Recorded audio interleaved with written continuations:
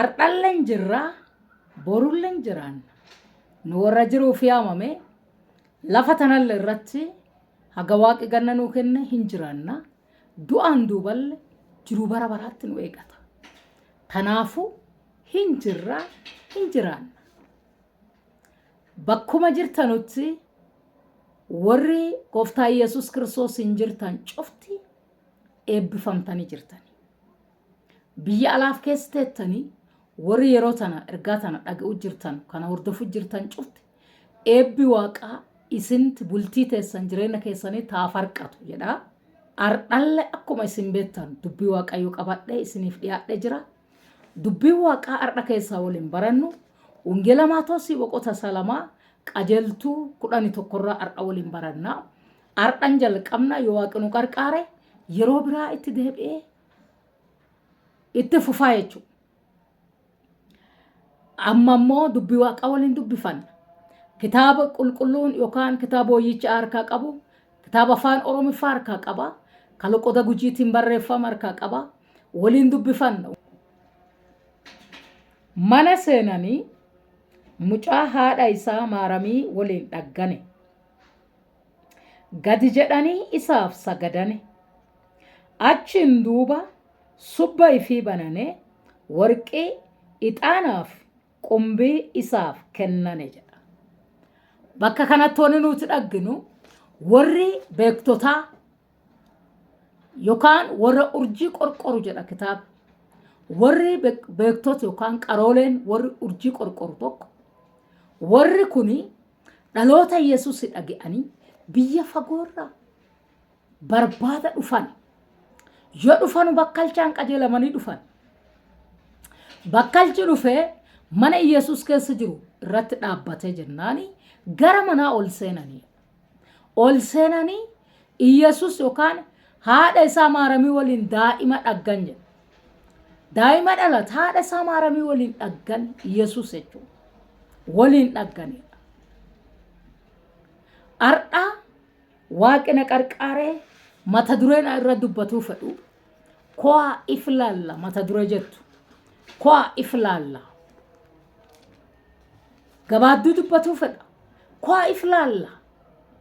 Warra Yesuus Kiristoos dhugeeffateef waan kana dubbatu jira. Tajaajiltooti bulchitooti mana waaqa iflaalla ko'a warri Kiristoos hordofuu jiru ko'a iflaalla. Yeroo iflaalla. Yeroo nuti if qorqorannu. Bara nu keessa jiru bara muummee ka Yesuus dhufisa balbala keessa jiru. Bara kana keessa ammoo ko'a iflaalla mata duree jettu irratti dubbadha ammaantan.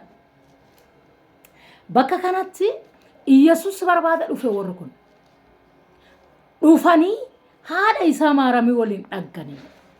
Yesuus biratti haadha isaa maaramii dhaggan. Maaramii biratti Yesuus dhagganii jechuudha. Maaramii biratti Yesuus dhaggan. Qofi jiruun dhaggine maaramii biratti dhagganii Yesuus.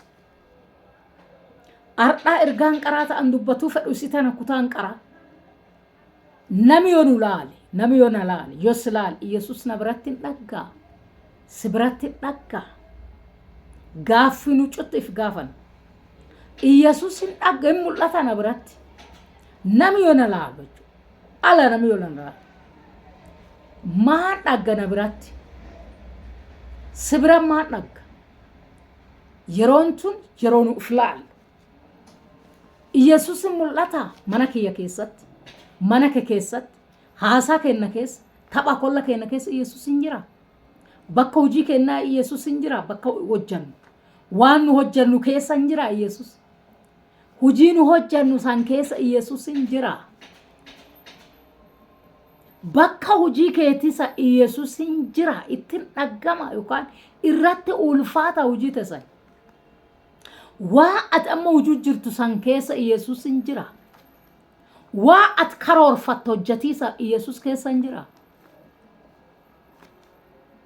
Dubbii waaqaa akkuma nutti hintu nuti waan tolchinu cufa ulfinna waaqaatiif tolchuu mala. Garuu argamin jiraare argami waaqaachi keessa. Hin mul'ata Yesuus. Bakka hojii tenne san keessa hin mul'ata. waa hojjetu jirtu san keessa hin mul'ata Yesuus hin dhaggane achi keessatti. Addaat ooltu sa Yesuus hin jira. Bakka waan ati tolchuu feetu san keessa Yesuus hin jira. Gaaffinuuf gaafan. Mana keenya keessa yeroo kadhan qanna. Haati manaati abbaan manaa waliin waaqan kadhanna. Ijoollee teenya waliin waaqan kadhanna. Yeroo dubbii waaqaa barsiisnu ijoollee teenya hin qanna laati. Mani keenya maaniin guutameera. Manni keenya maani wanni mana keenya biizesseeru akka afaan ammaa. Ijoollee teenya wanni sammuu ishii biizesse maali? Wanni si faayidaa qabu ka fuula duraa nu itti kenninu. Wanni nu dhaalchinu ijoollee teenya. Maani? Haga ijoollee moobalii itti kenninu. Haga ammallee ashaangullitii isii bannee fi yeroo kenninuuf san. Nuti ijoollee teenya dubbii waaqaan barsiinya. Kadhaan barsiinya. Akkasiin kadhattuun tolchina. Waa if gaafan. Kwaa if laalla. Mana keenya laalla kwaa. Barri kun bara ijoollee didiiqoo isiin akkasi ashaangullitii laaltu. Waa ifi feet akkasiin laaltu. Sababa isaanii lakkinyee fi televizyiinii warri gurguddaa laaluu dhiinyeera.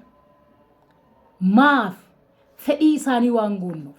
Fedhii isaanii san keessa garuu Yesuus itti makameera. Yesuus waliin fedhii isaanii san kennuufi jirraaf moo wama isaan jaalataniif itti gadi lakkinyeera. Barimaa irra wanni sun borumaan faayidaa isii ijoollee teenya kennitu jireenya isii irratti dhiibbaa isiin qabdu hubanneerra laati. Onnee ijoollee xixiqqoo luukii duwwaa kawomaa irratti hin barraayi. Wama qara irra facaafamee biqilchiitti. Wama qara irratti akkuma yoo qalamaan barreessinu luukiin duwwaani kama qara itti barreeffamu wama qara itti barreessan san akkasiin fudhattee walii hattu. Fudhatti yoo tarsaache malee luukii irra dandeette barreeffama qalamaa itti barreessite irra dandeette hattu. Haquuf yoo itti gante hin tarsaacha yookaan hin balleessita. Akkuma sani ijoolleen xixiqqooni wama qara irratti facaafame sani wama qara irra barreeffame san qabatte onnee isaanii. Yeroo biraa keessaa baasa yottee itti gante caalaa balleessita. Kanaaf laalla kwaa ijoollee teenya jireenya isaanii laalla. Mana keenya laalla. Maani wanni ijoollee tiyyaan kennu jiru. Wanni an barsiisu jiru dubbii waaqaa. Dubbii waaqaa adoo qo'achiisa dubbii waaqaa jidduu jirti. Kadhaan jirti. Kiristoos mul'isu jirra. Jireenya isaaniitti. Kanaafuu kwaa laalla mana keenya. Kwaa jireenya keenya laalla. If laalla. Tajaajila keenya laalla kwaa.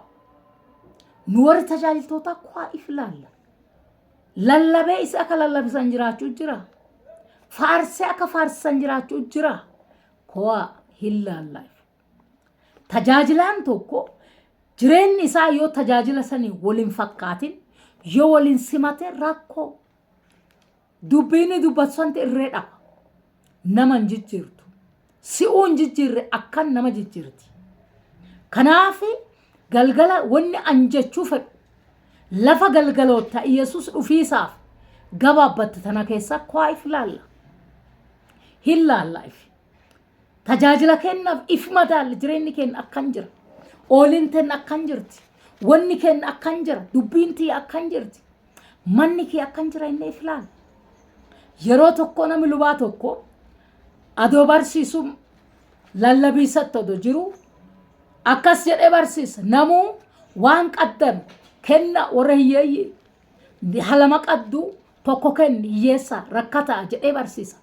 Haati manaa isaa galtee lallaba kaaniin tuqante yoo si mana galtu nami rakkate tokko jaarsi dadhabaa wayii dhufe. Jaarsi kun qullaa jira. Abbaan manaa isii gaabii lama qaba. Jecha angafa barattee dhutte kaa hojiirra oolchuu fi gaabii abbaa manaa isii kaan dabarsitee jaarsa kana kenniteef laatteef. Yoo sin jaarsa kana laattu lubi kun galee waa inni jedhe itti hinte waan tolchite inni ammoo deebii inni sii kenna kana. Ayyoo barsiise yoo achi dubbadheeyyuu waltajjii irra dubbadhin barsiise malee ambiyyaan jedhe malee yoon kenna jedhee akkamiin kenna kenniteef akkamii gaabii kiyya kennite jedhee haadha manaa isaatiin dheekkamee jedhan haadha manaa isaa ka'ee dhaaneedha ambiyyaan jedhe malee yoon kenna jedheedheeni laal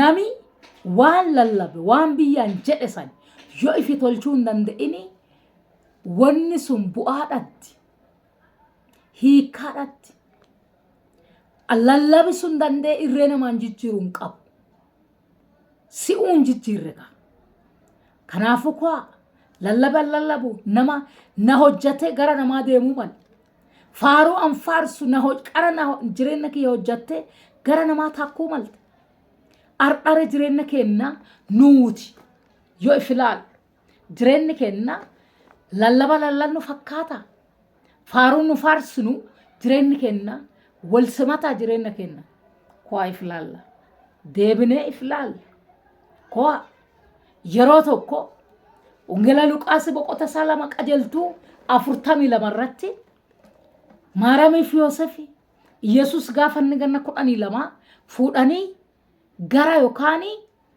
mana qulqulluu dhufan waggaatti isaanii sirna waaqeffachaa geegeffata yookaan ayyaana jira ayyaana kana geegeffachuu dhufan yoo dhufanii fixatanii gala ka'anu Yesus isaan bira hafe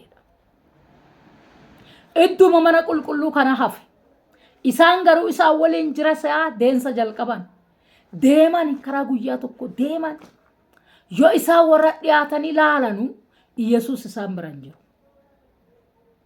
barbaada ka'an ifirra deebi'an barbaada guyyaa sadiin duuba dhagganii jedha kitaaba barbaadanii elaanii yoo isaan barbaada dhufa adda bakka angafaa biraan kaan biraayyuu achuu inni isaa waliinuun kaane isaan qofuu deemuu jiran garuu waa inni waliin jiru isaan qofi yaa'uu jiran ardha jireenya kenna keessa yoo laallu jechuu iflaalle yoo jennu isii Yesus na waliin hin jira tajaajila kiyya keessa hin jira hafuurri qulqulluun adu anin beekin na biraa deemee jiraatu haasa kiyya jibbe ooliti ya jibbe melaallu iflaallu addee ati ooltu diqqate dhiise si biraa deemee jiraatu nu biraa deemee jiraatu adoonni nu waliin jira na waliin hujuu jira na waliin jira odu jennu nu biraa deemee fajira laati akka gaafas Maariyamii fi Yoosef ta'an jireenya dadhabbii gurguddaan dhaqanii dhaggan duuba deebi'anii ifirra deebinaatti Yesus dhufuu isa dhiyaatee jira boleeyyantii yeroo hin qan kuwa yeroo waaqnuu kenne tanatti jireenya kenna qorqorra hin jira hafuurri qulqulluu na waliin si waliin hin jira mana kiyya dubbii waaqan jirti kadhaan hin jirti mana kiyya keessa mana kee keessa addee kal'ee jirra kaleessa warri waaqessun kaleessa warri waaqa kadhannu jilbiiffanne ardha addee saniin jirra ardha waan hedduun biizonne yeroo waaqa kenninu taan hujii teennaa kennine irrafa nami ardha bara nami sanbata yookaan guyyaa waaqaa kennan guyyaa qulqulluulle dabalatee hojjetu keessa jira qara nami guyyaa waaqaa kennin tuqu barri ko ammoo bara sodaasan cufa dhiinye nuuti guyyaa waaqaa kennineeyyuu kennarraa ide'annee guyyaa bara nu hojjetu jiru kuwaa ifilaalla jireenyi kenna walti makamee jira bara jireenyi namaa walti makame keessa jira bara nami aadaaf amantaa walti make keessa jira bara nami qulqullummaa fi battummaa walti make keessa jira cubbuu fi qulqullummaa bara nami walti araarsu keessa jira yoomiyyuu qulqullummaaf cubbuu walti araarsuu hin dandeenye jireenyi cubbuuni dandeenye waaqa cubbuutti araaramu yoomiyyuu waaqa cubbicha jaalata malee cubbuun jaalatu waaqa cubbuu jaalachiisuuf bara itti gannu keessa jira rakkoon hin jiru garuu akka waaqa jibbu adobeennu adu dubbii waaqanu hintu rakkoon hin jiru waan cufa salphinyee laalla womaa nutti hin fakkaatu jireenyi nuti jiraachuu jiru womaa nutti hin fakkaatu cubbuu hunyee jireenya keenya womaa nutti hin fakkaatu. Kwaame iflaalla. Walti makamnee jirra. Aanan yoo qof jiru aanan. Waan kana yeroo baay'een dubbadha. Bisaan yoo qof jiru bisaan. Yoo walti makam yoo walti naqan garuu maqaa dhibii baafata. Caamola jedhanii. Afaan loqoda gudiitiin caamola jedhan. Afaan loqoda booranaati ammoo areera jedhan. Caamola makameera jechuudha. Makameera. Jireenyi kiristinnaa yookaan jireenyi dhugeeffannaa kanu Kiristoosii arganne kuni cubbuun walti yoo lafaa walti manne akkasan. Aadaan qofuu sirna ifii qabdi. Amantaan qof sirna ifii qaba. Walti makuuf walti araarsu ittiin gamin. Ittiin gamin kitaabi qulqulluun kuni saayinsii ati baratteen hiikama. Itti saayinsii baratteen kitaaba qulqulluu ila saayinsiin dubbicheeni kitaaba qulqulluu dubbisuuf hiikuuf ittiin gamin. Gooftaan keenya Yesuus akkas jedha. Bal'aa yoo bal'aa qajeelche waliin bowwaa bu'aa jedha. Ifiifuu yoo siin galini nama dhibii galchatte yoo itti gante ifillee dogongorte warra dhibiillee dogongorsita. Kanaafuu kitaaba wayyichi ka inni hiikamuun ka inni siidii daawuni yoo hafuurri qulqulluun siidii deessa calla. Hafuura waaqaatiin hiikatte yookaan sii hiika. Barumsa yookaan ati baratte kalafaatiin ka fooniitiin dandeette dhiiga fooniin dandeette hiikattu. Isa kana ammoo cubbuu qulqullummaa walta araarsuu ittiin gamin. Aadaaf amantaa tokko tolchuu ittiin gamin. Wangeelli qofuu wangeela. Wangeelli qofuu ela humna fayyisummaa if keessaa qaba. Makamee odoon ta'ini qofuu fayyisuuf irree qaba. Qofuu fayyisuuf humna qaba. Wangeela kanarratti abbootiin tenne lubbuu ifi wareeganii jiran. Abbootiin tenne jireenya ifi dhabanii jiran. Wangeela abbootiin tenne lubbuu itti dhabde. Ka itti wareegante waan jaalatte makuuf itti maktee keessa deemuuf ittiin gamin. Ittiin gamin. Wangeelli akka salphaa dhufee asiin hin baane. Wangeela gatiin guddoo itti baate kana ati har'a gara fedhii teetii hiikachuuf fedhii teetii gula duuficha gara fedhii teetii deemuuf ittiin gamin. Yoomiyyuu inni kun hin danda'amu. Humna fayyisummaa guutuu qaba wangeelli ifiin. Ati itti mattee yookaan wadhaante irree teetee fi muti. Jechi ka dadansaa ati itti filattuuf sun irree wangeelaan ta'u. Irree wangeela dhoogaman. Wangeelli yoomiyyuu humna fayyisummaa qofuu qaba.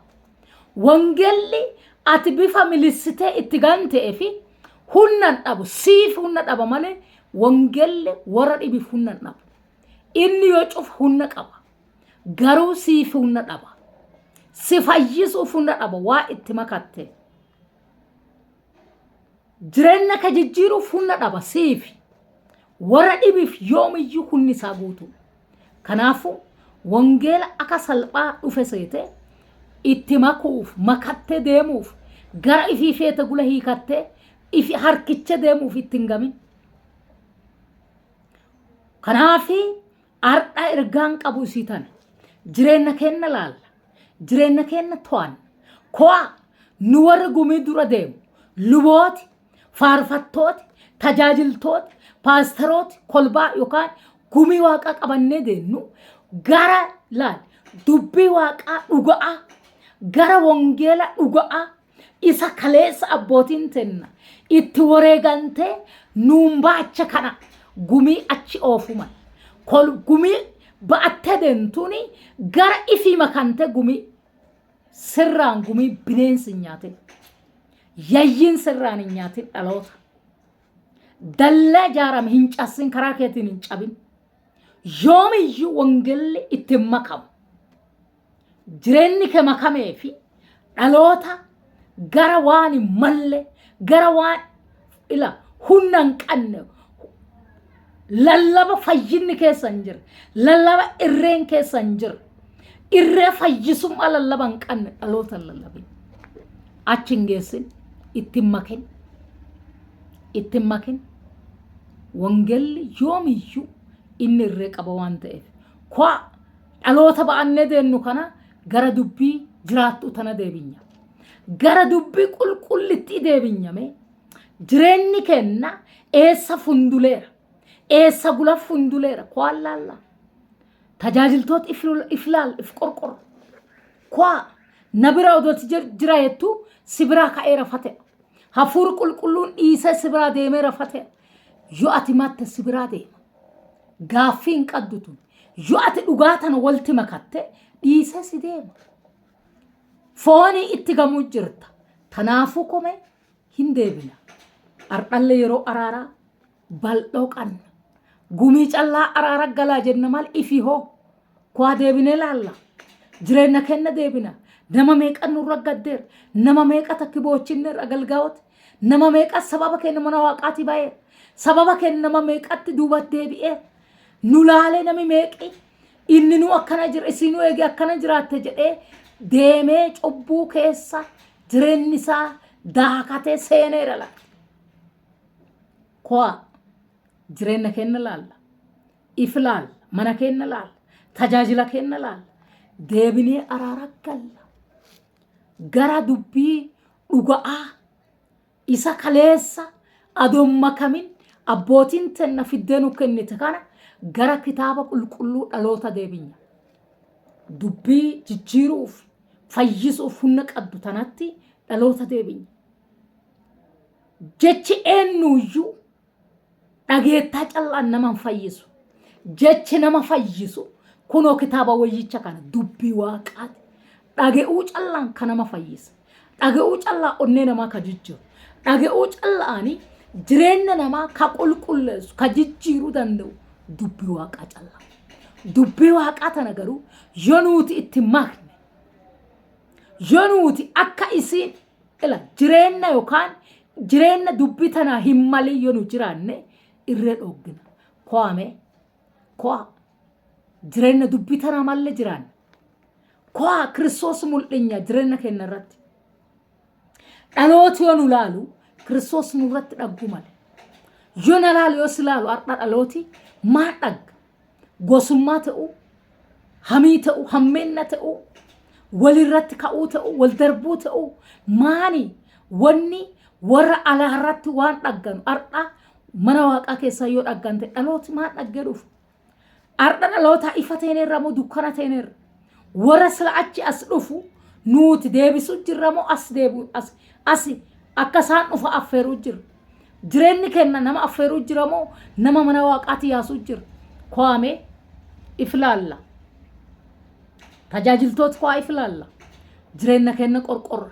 Gara dubbii waaqaa dhuga'aa tana deebina. Har'a warri ergaa tana teettanii dhageettanu walii waa kadhanna. Daqiiqaa murtaa'e waaqa waliin kadhanna. Waaqa waliin araarfanna.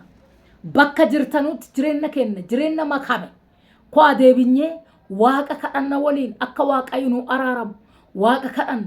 Gumitti akka waaqa araaramu. Dhaloota nu harkaa qannu akka waaqa araaramu. Natti mana kiyyatti mana keetti akka waaqa araaramu. Dhaloota an qajeelchuu jiru akka waaqa araaramu. Dhaloota ati dura deemu jirtu akka waaqa araaramu. Waaqa araarfanna. Waaqa araarfanna. Waaqa abbaa kennaa yeroo tana fuula kee dura jirra. Waaqa cubbuu teena nu araaramu. Dhaloota an dura deemu jiruuf araaramu. Dhaloota waaqa merooti tun dura deemu jirtu. Dhaloota paasterooti yookaan wangeelaawoti qeesoti waaqayyo raag warra dura ba'annee deemu jiru kan dhalooti warra waaqayyo ba'annee deemu jiru kanaaf si araarfanne nu araaram. Nu warra dura deemu cufaaf nu araaram. Warra dubbii talalla faarfattootaaf araaram. Lallabdootaaf araaram. Warra waaqa raaga dubbatuuf araaram. Warra waaqa kiyya dubbii tabarsiisuuf araaram. Si araarfadhe ani waaqa bara nu araaram. Tajaajiltootaaf nu araaram. Abbaa nu lakkis. Waaqa nu lakkis. Jireenya si fakkaatu. Jireenya dubbii teeti waaqayyo rageessuun jiraan. Akka faarsinen jiraan. Akka lallabnen jiraan. Gooftaa nu dhiisi. Nu araaram. Araaraan nu laal. Fuula araaraa nu deebis. Fuula araaraa nu deebis. Nu lakkis abbaa kiyya. Si araarfanne. Dhaloota ba'annee deennu kanaa si araarfanne. Abbaa nuuf araaram. Nu biraa deem. Ati abbaa araaraati.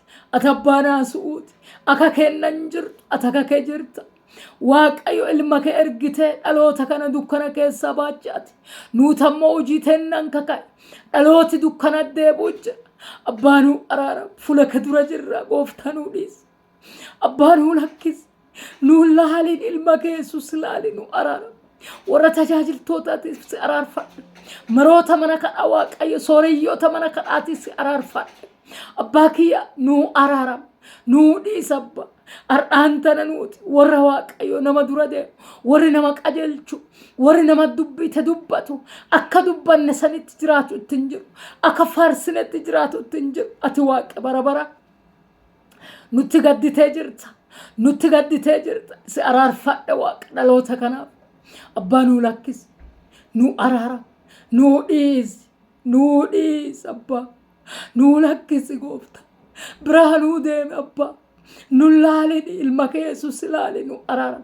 dhalooti adonu jirru yaayii nyaattee fixu jirti dhalooti nurraan badu jira dhalooti nurraan waaqa gara lafaa deebi'u jira abbaa nuu dhiisi nuu lakkisi dallaa gama kiyyaan cabeef naa araarama dallaa gama paasterootaatiin cabee araarameef gama qeessotaatiin abbaa kiyya si araarfadhe faarfattootaan waa hammaate ati nuu dhiisi nuu lakkisi sirba faaruu walti makannee jirra sirba faaruu walti maknee jirra goofta aadaaf amantaa walti maknee jirra ati abbaan araaraa abbaan waaqa garaa laattu sun nuuf dhaloota nu harkaa qannullee nuu lakkisi biyya teenya Itoophiyaatti lakkisi si araarfadhe goofta Afrikaa addunyaa guutuuf nuu dhiisi tajaajiltoota addunyaarra jiranuu si araarfadhe nuu araara tajaajiltoota waaqayyo gositti hin qabannee jirra gosittiin qabame manni kee gosittiin qabame sammuun dhalootaa gosittiin qabame abbaa kiyya nu warri dura deemu